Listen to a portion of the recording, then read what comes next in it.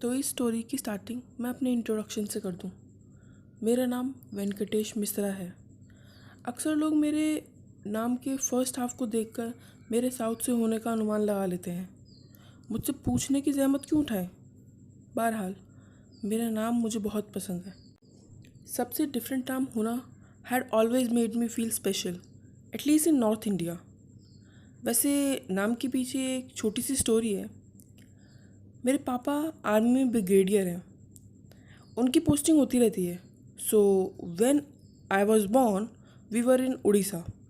तो हुआ यूँ कि मेरे नाम का पहला लेटर वी निकला और मेरी माँ ट्रेंड से अलग नाम रखना चाहती थी, इसलिए वेंकटेश भगवान के ऊपर मेरा नाम रख दिया। मेरी माँ कॉलेज की डीन है। उन्हें हर काम बड़े सलीके से करने की आदत है और उनकी इस आदत की हमें आदत हो गई है। तो अब मेरी लाइफ में एक और इंसान है, मेरी छोटी बहन गौतमी। बहुत सैसी है। अब मैं अपने अपीयरेंस के बारे में थोड़ा बता दूं ताकि आप लोग इस पूरी स्टोरी में मुझसे थोड़ा कनेक्ट कर सकें। दोस्तों के अकॉर्डिंग मैं एक दुबला पतला लड़का हूँ, लेकिन हैंडसम। मेरे रंग को सोसाइटी का अप्रूवल मिला हुआ है, मतलब मेरा फेयर कॉम्प्लेक्शन है। अब मैं कुछ आपको अपना ओपिनियन बता दूँ अपने लिए। मेरी मूछें मुझे यूनिक बनाती है। ऐसा मुझे इसलिए लगता है क्योंकि आजकल जो ये बियर्ड का ट्रेंड है उसमें मैं मूछें रखना पसंद करता हूँ। आंखें बहुत कुछ कह जाती हैं, ऐसा लड़कियों से कॉम्प्लीमेंट मिला है। ये सब मैं इसलिए बता रहा हूँ ताकि आपको पता चल जाए कि ऐसे गुमसुम नहीं है मेरी लाइफ। अच्छा खासा पॉपुलर हूँ मैं लड़कियों में। हाँ भाई, मियाँ मिट्टू ही बन रहा हूँ, ऐसा समझ सकते हैं आप। मेरी लाइफ सही ट्रैक पर थी। आईआईटी बॉम्बे में सिलेक्शन, फुटबॉल टीम का कैप्टन और गिटार बजाने का एक शौक़। कॉलेज के पहले 2 साल मैं काफ़ी चेंज हो गया था। दोस्तों के अकॉर्डिंग मुझ पर अब कुछ मास चढ़ गया था। यही लाइफ थी मेरी।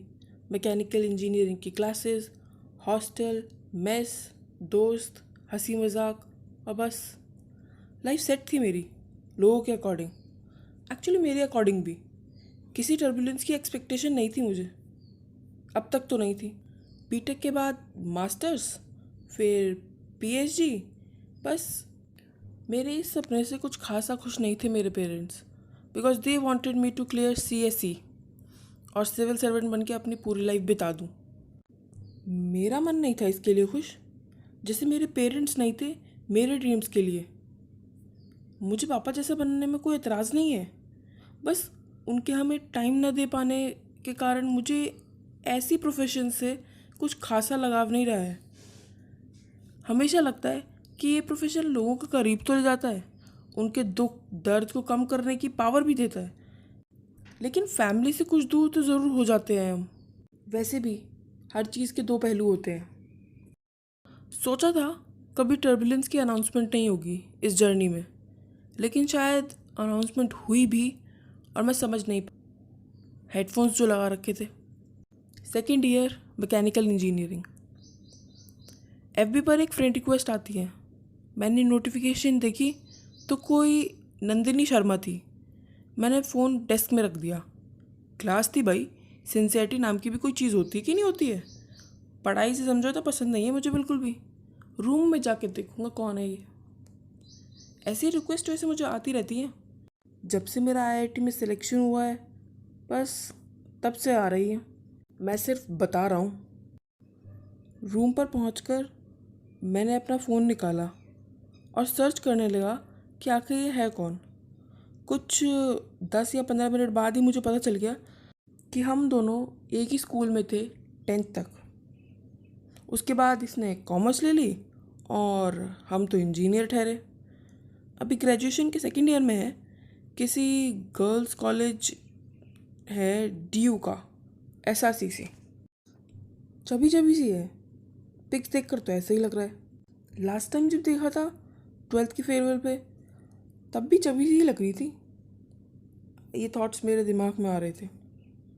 ऐड करूं या नहीं करूं, छोड़ दूं। अच्छा ठीक है ना, कर ही लेता हूँ। एक फ्रेंड और हो जाएगा, फिर बस 158 ही बचेंगे 1000 फ्रेंड्स होने में। आने वाला पूरा एक वीक नॉर्मल गुजरा। उस दिन रात को जब मैं रूम आके फ़ोन चेक करने लगा तो 3 मैसेजेस थे नंदिनी के। हाय, कैसे हो और क्या चल रहा है लाइफ में। ये मुझे ऐसे मैसेज कर रही है जैसे मेरी बचपन की फ्रेंड हो। पर कोई नहीं, फॉर्मली बात तो की जा सकती है। हे, ऑल गुड। तुम बताओ, तुम्हारी ग्रेजुएशन कैसे चल रही है? कैसे याद किया इतने सालों बाद? मैंने मैसेज किए। ऐसे ही म्यूचुअल फ्रेंड लिस्ट में तुम भी दिखे तो मैंने रिक्वेस्ट भेज दी। उसका मैसेज आया। ओ, तो ये बात है, इसलिए भेजी थी रिक्वेस्ट। अब तो तुम बेस्ट फ्रेंड बनोगी मेरी। शायद मेरी ईगो को ठेस पहुंची थी जो ऐसा मैंने सोचा। कुछ दिन हमारी बातें हुई एफबी पर ही।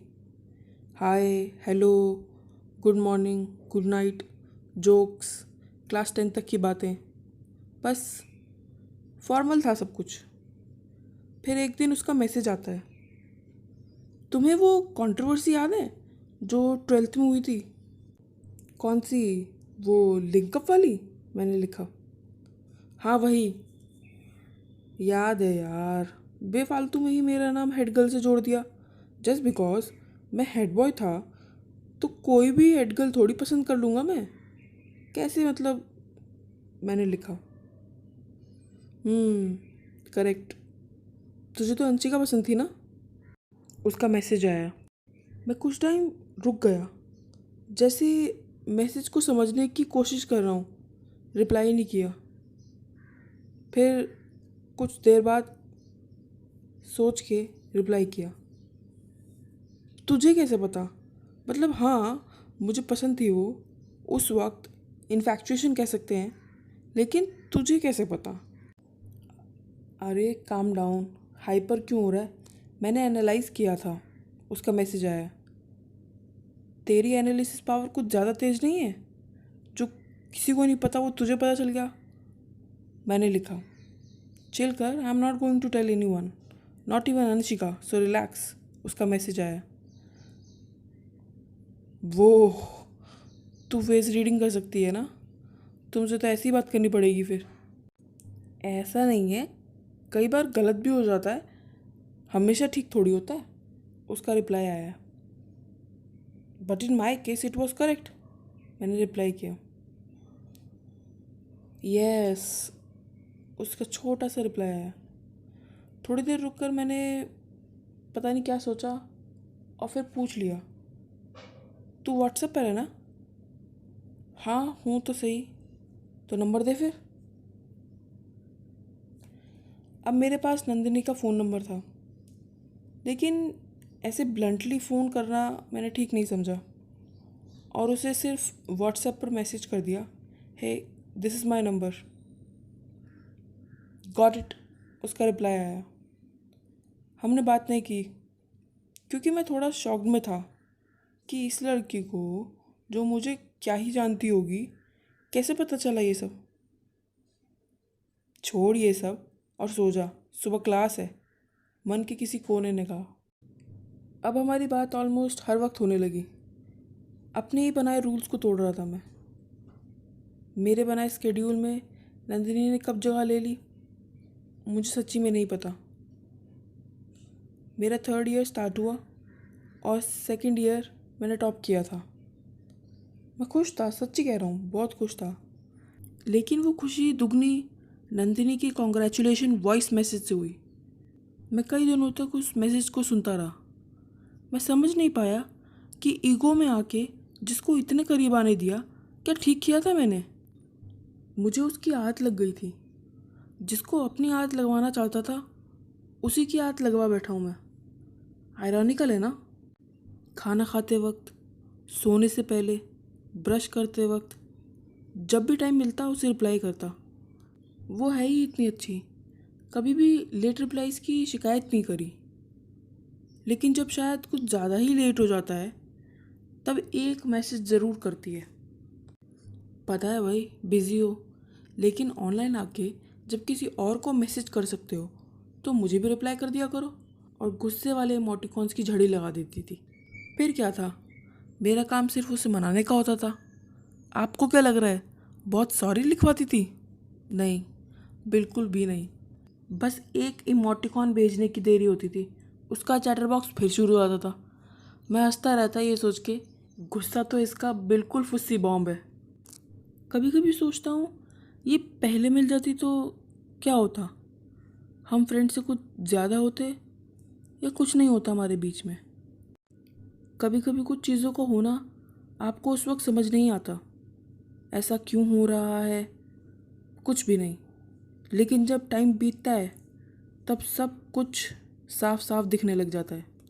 इस कहानी में आगे क्या होता है उसे जानने के लिए बने रहिए। और भी ऐसी कहानियों के लिए हमारे चैनल को सब्सक्राइब करें।